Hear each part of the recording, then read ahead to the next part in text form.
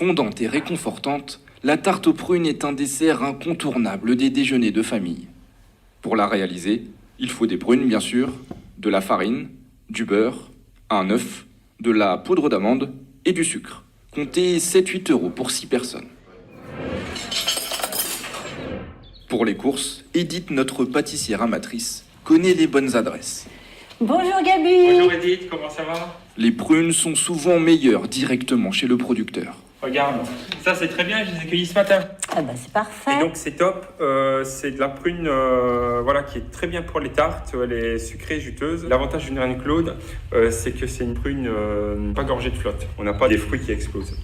Cultivée ici sur quelques arbres seulement au milieu des poules et des vignes, la reine Claude est une prune noble de petit calibre. Ça n'a pas été sélectionné en laboratoire, c'est la variété d'origine, hein. Donc ça reste petit, mais par contre c'est beaucoup plus fin. La reine Claude tient son nom de la Renaissance, quand la cour de France vivait ici, dans le Val-de-Loire.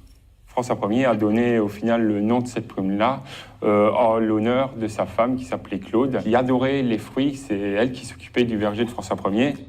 Mais revenons à notre recette. La première étape consiste à tremper nos prunes coupées dans du sucre. De manière à ce qu'elles soient confites et qu'elles dégorgent de leur jus pour avoir une tarte avec une pâte croustillante.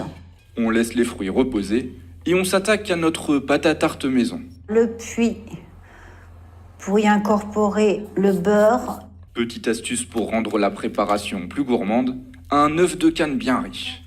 L'œuf est beaucoup plus gras, il a plus de saveur.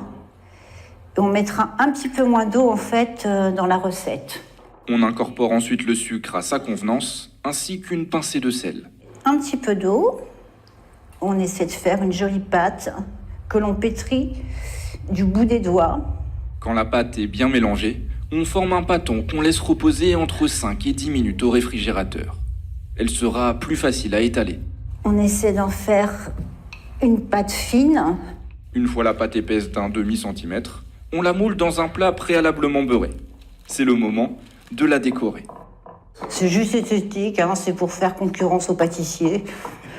On n'oublie pas de piquer le fond de tarte et de rajouter notre dernier ingrédient.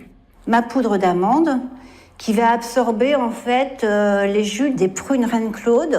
On dispose généreusement nos belles prunes avant d'enfourner. 15 minutes à 160 degrés pour saisir la pâte et une grosse demi-heure à 140 pour caraméliser. Visuellement, c'est pas trop mal. On laisse la tarte refroidir quelques minutes avant de la découper et de régaler tous les convives.